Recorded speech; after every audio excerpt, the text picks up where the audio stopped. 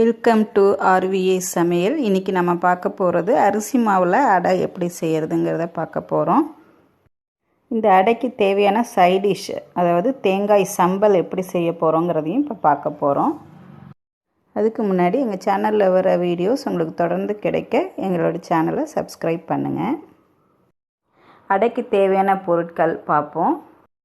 So இதுக்கு first நான் பச்சரிசி ஊற வச்சு எடுத்து வச்சுருக்கேன். இது 1 மணி நேரத்துலேருந்து 2 மணி நேரம் ஊற வச்சா போதுங்க. நான் 2 மணி நேரம் ஊற வச்சு எடுத்து அந்த தண்ணியை ஃபில்டர் பண்ணிவிட்டு நான் ஒரு மிக்ஸி ஜாரில் போட்டிருக்கேன். இதுக்கு தேவையான சால்ட்டு நான் போட போகிறேன். ஸோ சால்ட்டு நீங்கள் போடுறப்ப நீங்கள் மாவை அரைச்சிட்டு கூட இந்த சால்ட்டு கலந்துக்கலாம். ஸோ பட் நான் பிஃபோராக இதை நான் போடுறேன். ஸோ இதை நான் இப்போ அரைச்சிட்டு வந்துடுறேன். அரைச்சிட்டு வந்துட்டு ஒரு கிண்ணத்தில் நான் இதை ஊற்றி உங்களுக்கு காமிக்கிறேன். ஸோ இந்த அரைச்ச மாவில் நான் 2 டீஸ்பூன் மைதா மாவு கலக்கிறேன். ஸோ அப்போ தான் அந்த மாவு கெட்டிப்படும்.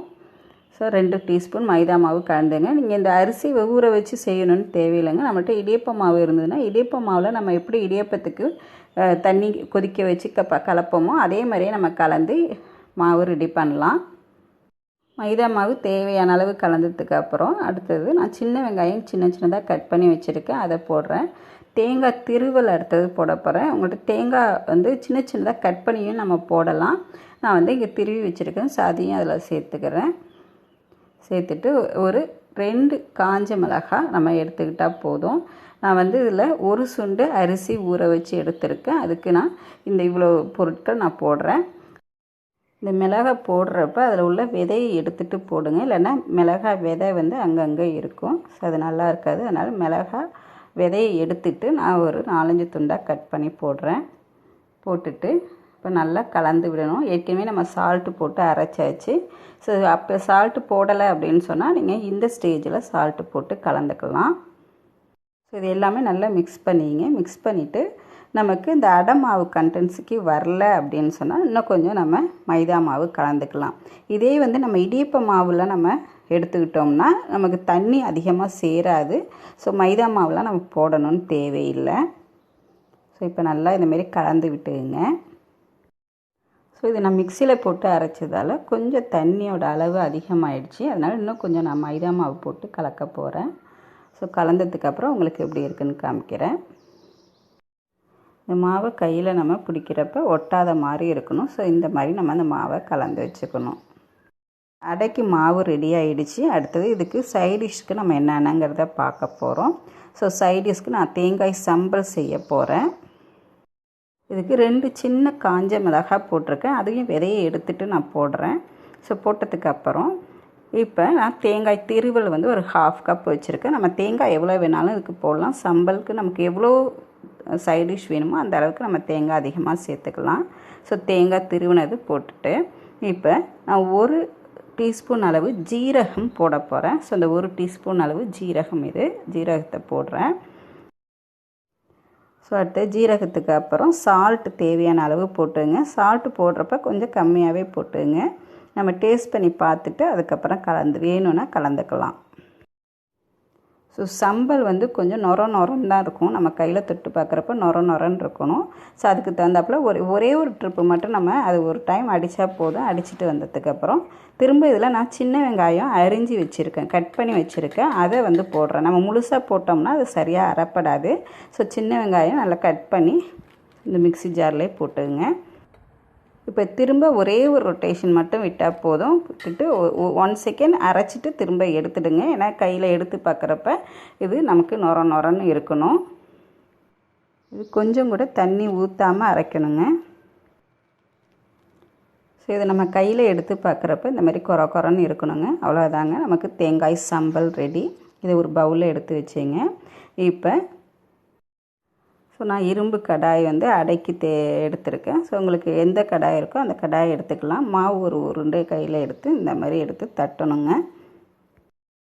ஸோ அடைக்கு நம்ம மாவு தட்டும்போது கையில் மாவு ஒட்டுனதுன்னா நம்ம அந்த டயத்தில் ஒரு கிண்ணத்தில் தண்ணி எடுத்து வச்சுக்கிட்டு தண்ணியை தொட்டுட்டு இதை தட்டினோம்னா கையில் மாவு ஒட்டாமல் கரெக்டாக வருங்க. எனக்கு கையில் ஒட்டலை. ஸோ அதனால் நான் தண்ணி தொடாமல் இதை நான் தட்டுறேன். ஸோ நல்லா தட்டிங்க. தட்டிட்டு ஏன்னா தண்ணியாக இருந்ததுன்னா நம்ம தோசை மாவாட்டம் ஆகிடும். ஸோ தண்ணி இல்லாமல் இந்தமாரி கெட்டியாக மாவு பனைஞ்சிக்கணும். ஸோ இதே நம்ம இடியப்ப மாவில் நம்ம இந்த அடை மாவு செய்கிறப்ப இடியப்ப மாவு எந்த அளவு நம்ம எடுத்துக்கிறோமோ, 1 டம்ளர் எடுத்துக்கிறோம்னா அதே அளவு 1 டம்ளர் வந்து நம்ம மைதா மாவு கலந்தும் இதை செய்யலாம். அதோட டேஸ்ட்டு அது வேறு மாதிரி இருக்கும். அதுவும் நல்லாயிருக்குங்க. அந்த மாதிரியும் செஞ்சு பார்க்கலாம். நான் எண்ணெய் ஊற்றலை, எண்ணெய் ஊற்றாமல் திருப்பி போடுறேன். ஸோ 2 டைம் இந்தமாரி திருப்பி போட்டுட்டு அதுக்கப்புறம் நீங்கள் எண்ணெய் ஊற்றி சுட்டால் போதும். ஸோ இப்போ நான் 2 டைம் திருப்பி போட்டுட்டேன். லைட்டாக மேலே ப்ரௌன் கலரில் வந்திருக்கு. ஸோ இப்போ இந்த ஸ்டேஜில் நான் எண்ணெய் ஊற்றுறேன். ஸோ கொஞ்சமாக அப்படியே சுற்றிலும் ஊற்றுங்க போதும். ஸோ அடை செய்கிறப்ப நம்ம வந்து அடுப்பை வந்து சிம்மில் தான் வச்சு செய்யணுங்க. ஃப்ளேம் வந்து ஹை ஃப்ளேமாக வச்சு நம்ம செஞ்சோம்னா அடை வந்து கருகிடும். பட் அதில் உள்ள மாவு வந்து வேகாது. ஸோ அதனால தான் நம்ம சிம்மில் வச்சு இதை நம்ம வேக வைக்கணும். ஸோ ஃபஸ்ட் அடை ரெடி ஆகிடுச்சு. நான் இந்த மாதிரி ஒரு 4 அடை இந்த மாவில் நான் செஞ்சுருக்கேங்க. ஸோ இதோட திக்னஸ் பாருங்கள் எப்படி இருக்குன்ட்டு. நம்ம சப்பாத்தி செய்யறதை விட கொஞ்சம் மொத்தமாக செஞ்சால் போதும். ஸோ இந்தளவு நம்ம தட்டிக்கிட்டால் போதும். ஸோ அடை வந்து ரெடி ஆகிடுச்சு. ஸோ இதோட தேங்காய் சம்பல் சேர்த்து சாப்பிட்றப்ப அவ்வளோ ருசியாக இருக்குங்க. நமக்கு இது ஒரு அடை சாப்பிட்டாவே வயிறு ஃபுல்லாகிடும். ஸோ இந்த அடையும் இந்த தேங்காய் சம்பலும் சேர்த்து சாப்பிட்றப்ப அவ்வளோ ருசியாக இருக்கும். ஸோ இப்போ அடை ரெடி ஆகிடுச்சு, தேங்காய் சம்பலும் ரெடி ஆகிடுச்சு. ஸோ இந்த அடையை பிச்சு இப்போ 2ஆக எடுத்து பார்த்தோம்னா சாஃப்டாக வெளியில் வருங்க. ஸோ இப்போ நான் டேஸ்ட் பண்ண போகிறேன். ஸோ இந்தமாரி சேர்த்து வச்சு சாப்பிட்ணும். செமையாக இருக்குங்க. நீங்களும் வீட்டில் செஞ்சு பாருங்கள். இப்போ பாருங்கள் அடை ஆறுனதுக்கப்புறம் நான் அதை கட் பண்ணுறப்ப எவ்வளோ ஈஸியாக இருக்குதுன்னு பாருங்கள். திரும்ப நான் சாப்பிட்றேன். செம டேஸ்ட்டாக இருக்குது. சாப்பிடணும் போல் தோணும். ஒரு அடை சாப்பிட்டோன்னே வயிறு ஃபுல்லாகிடும். நான் அந்த அடையை பிரித்து காமிக்கிறேன் பாருங்கள். அப்படியே பிக்கிறப்ப நமக்கு லேயர் லேயராக நமக்கு வரும். ஸோ அவ்வளோதாங்க, நமக்கு அடை ரெடி ஆகிடுச்சு. சிம்பிளான திங்ஸை வச்சு நம்ம டிஃபன் ரெடி பண்ணிட்டோம்.